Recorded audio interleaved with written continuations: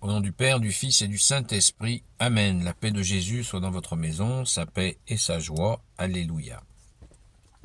Alors, j'espère que vous allez bien. Vous savez que aujourd'hui, nous sommes encore dans l'évangile de Saint Jean, chapitre 14, et c'est une répétition dans l'évangile du jour de ma vidéo d'hier. Donc je ne vais pas répéter donc la même chose que j'ai dit hier.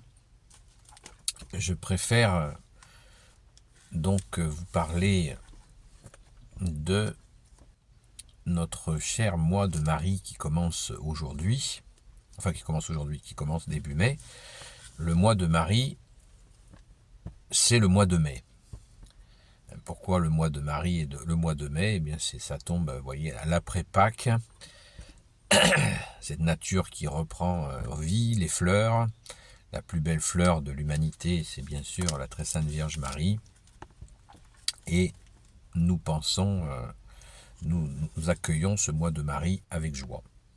Personnellement, je considère que, voilà, on honore notre mère tous les jours, bien sûr, mais l'Église a mis en œuvre ce mois de Marie. Pourquoi pas? C'est très bien, c'est très bien. Une belle occasion d'honorer notre Sainte Mère Marie. Pensons-y, voilà, pensons-y à ce mois de Marie. J'en profite pour vous parler aussi de qui nous honorons aujourd'hui tout particulièrement. Saint Jacques, des apôtres, Saint Jacques et Saint Philippe. Donc, très très important, aujourd'hui, le prêtre à la Sainte Messe est habillé en rouge, couleur des martyrs, et Saint Jacques et Saint Philippe ont été martyrisés, puisque tous les apôtres ont été martyrisés, sauf Saint Jean. Donc, nous pensons, nous avons cette dévotion envers les saints apôtres. Alors, vous savez qu'il existe deux Jacques dans les apôtres.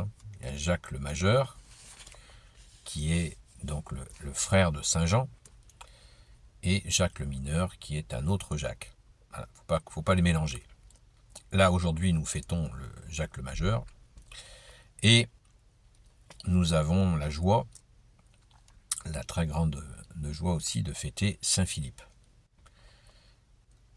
Saint Jacques est mort en martyr à Jérusalem, et le prêtre nous disait ce matin que les reliques de Saint Jacques et de Saint Philippe sont à Rome. Saint Philippe est beaucoup moins connu. C'est lui dont il est parlé dans la parole du jour, Saint Jean chapitre 14, verset 8. Philippe lui dit: Seigneur, montre-nous le Père et cela nous suffit. Jésus lui dit: Philippe, j'ai été si longtemps avec vous et tu ne me connais pas encore. Celui qui m'a vu a vu le Père. Comment peux-tu dire: montre-nous le Père? Ne crois-tu pas que je suis dans le Père et que le Père est en moi? Tout l'enseignement que je vous ai donné ne vient pas de moi, mais le Père demeure en moi. Mais le Père demeure en moi pour accomplir ses propres œuvres. Je suis dans le Père et le Père est en moi. Faites-moi confiance en cela, ou sinon croyez-le à cause de ses œuvres. En vérité, je vous le dis, si quelqu'un croit en moi, il fera lui aussi les œuvres que je fais, et comme je retourne vers le Père, il en fera de plus grandes encore. Tout ce que vous demanderez confiant en mon nom, je le ferai pour que le Père soit glorifié à travers le Fils, et de même, je ferai ce que vous me demanderez à moi, confiant en mon nom. Donc c'est pourquoi je lis. Alors j'ai dit que je ne le ferai pas, parce que la deuxième partie de la lecture, je ne l'ai pas approfondie hier. Et Saint Philippe, vous savez qu'il y a un autre épisode de l'Évangile où Saint Philippe a appelé Nathanaël. Nathanaël, à qui Jésus dit qu'il est un Israélite sans ruse, parce qu'il l'a vu prier sous le figuier. Alors Nathanaël est complètement étonné, que Jésus l'ait vu prier, alors qu'il est certain qu'il était tout seul sous le figuier à ce moment-là. Je ne sais pas si vous vous rappelez de cette parabole absolument magnifique du figuier, mais de l'appel, pas du figuier, mais de l'appel de Nathanaël, et c'est très intéressant, très très intéressant. Tout ça pour dire que Philippe avait amené Nathanaël à Jésus. Donc je crois qu'il n'y a que ces deux endroits où il est question de Saint Philippe dans l'Évangile. Alors je n'ai pas abordé cette question hier, et justement je me posais la question hier quand Jésus nous dit, parce que certains aiment bien le répéter, au verset 12, « En vérité, je vous le dis, si quelqu'un croit en moi, il fera lui aussi les œuvres que je fais, et comme je retourne vers le Père, il en fera de plus grandes encore. » Voilà, est-ce que c'est donné à tout le monde? Grande question. C'est une phrase on peut légitimement se poser la question. Pourquoi Jésus, tu dis les plus grandes œuvres que les tiennes? Ça va être compliqué là. Alors, il s'agit bien, on va la relire, en vérité, je vous le dis, si quelqu'un croit en moi, il fera lui aussi les œuvres que je fais, et comme je retourne vers le Père, il en fera de plus grandes encore. Crois en moi. Donc ces œuvres, on ne va pas les faire de nous-mêmes, évidemment. C'est par Jésus que nous allons les faire. Prenons l'œuvre, par exemple, de Sainte Jeanne d'Arc. Elle a levé une armée, par la grâce de Jésus, et elle a viré l'Anglais occupant qui occupait la France. Bon, on peut dire qu'une œuvre comme cela, Jésus ne l'a pas faite. Donc là, on peut comprendre de plus grandes œuvres encore. Sainte Geneviève voit Jésus dans un rêve dans un songe qui lui dit « Attila va détruire la ville, va raser la ville et éliminer ses habitants. » Sainte Geneviève alerte les Parisiens, elle prie, ils prient tous. Je synthétise, parce que ça ne s'est pas fait aussi simplement. Et qu'est-ce qui se passe? Attila se détourne de la ville de Paris, qu'il allait certainement raser. La ville de Paris est sauvée. Donc une œuvre, Jésus n'a jamais fait ça, puisque nous connaissons son parcours pendant ces 3 années.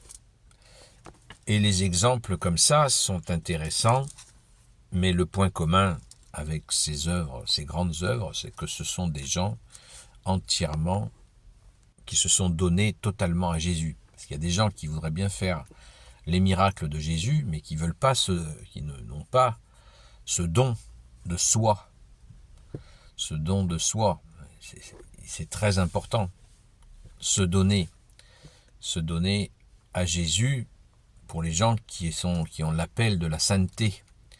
Donc ne faisons pas ne faisons pas celui qui ne savait pas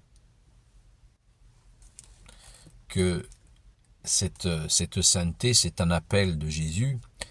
Et Jésus dit clairement, voilà, que des gens feront des œuvres plus grandes encore que lui. C'est beau, c'est encore une preuve d'humilité de Jésus. Et nous en avons bien d'autres exemples. Mais ça ne se fait pas sans le don de soi. Voilà. Il y en a, ils aimeraient bien faire quelques miracles comme ça, et puis rester dans leur contradiction. Il y a un problème. Ça s'appelle vouloir le beurre et l'argent du beurre, le sourire de la crémière. Voilà, c'est pas sérieux. Donc restons humbles, bien sûr, et si il y en a entre nous qui sont appelés à la sainteté, eh bien gloire à Jésus, hein, c'est merveilleux, c'est une immense grâce. Nous en avons des milliers d'exemples avec les milliers de saints qui existent, et soyons dans cette joie, la joie des saints, de la communion des saints. Et personnellement, je dis et je répète que déjà, essayons de poser des actes saints. Voilà, par exemple, ce qu'on appelle de poser des actes désintéressés. ce sont des actes saints. Et on le fait en Jésus. Alors, nous avons vu la parabole de la vigne, du cep de vigne, des sarments, pour nous apprendre à porter du fruit. Et c'est ça, poser des actes saints, donner du fruit, c'est poser des actes de saints, parce que nous posons des actes par toi Jésus, pas par nous-mêmes. Dans cette obéissance et cet amour, déjà, on parlait d'obéissance, cet amour de toi Jésus, qui nous dit de rester bien accroché au cep de vigne. On ne se détache pas de toi, car si on se détache de toi, comme tu nous l'as dit, eh bien, on dessèche. On ne peut pas porter du fruit. Donc nous avons tout un travail de fidélité, fidelius Christi, fidèle au Christ. C'est très important ce travail de fidélité à Jésus. C'est central, hein, les deux qualités préférées de Jésus qui sont la fidélité et la constance. Ne l'oublions pas. Voilà. Donc soyons modestes, et encore une fois, si des gens sont réellement en vérité appelés à la sainteté, vraiment gloire à toi Jésus, et heureux êtes-vous pour cet appel. Merci Jésus d'être le roi de gloire, le Dieu de nos vies. Amen. Gloire soit au Père, au Fils et au Saint-Esprit, maintenant et toujours et pour l'éternité. Amen. Ô Jésus, toi qui peux tout et qui portes tout, toi le Sauveur, toi l'Emmanuel, je te confie toutes celles et ceux qui regarderont cette vidéo, ainsi que leurs proches, selon ta seule volonté, ô Jésus. Sainte Marie, Reine des cieux, toi l'Immaculée Conception, toi qui écrases le serpent, toi qui es la lune sous tes pas, toi notre Mère, Notre-Dame. Saint Joseph, toi le juste et le saint, toi le sage, toi la terreur des démons, toi le saint gardien de la Sainte Église catholique apostolique. Sainte Marie-Madeleine, notre chère sainte patronne. Merci Jésus de nous avoir donné Sainte Marie-Madeleine comme sainte patronne. Et vous, tous les saints et saintes, amis de Jésus, Saint Michel Archange qui est comme Dieu, Saint Gabriel Archange, Saint Raphaël Archange, et vous, tous les anges qui servez Jésus, je vous confie toutes celles et ceux qui regarderont cette vidéo, ainsi que leurs proches, selon ta seule volonté, ô Jésus. La paix de Jésus soit dans votre maison. Je vous dis à ce soir sur la chaîne TikTok Seul Jésus Sauve, à partir de 20h, à la grâce de Jésus. Et nous pourrons bien sûr approfondir ces questions, si vous le souhaitez, ou si vous avez besoin que l'on prie pour vous, ou pour un proche qui peine, qui souffre, on le fera avec joie. Merci Jésus d'entendre nos prières. Et je vous dis à très vite!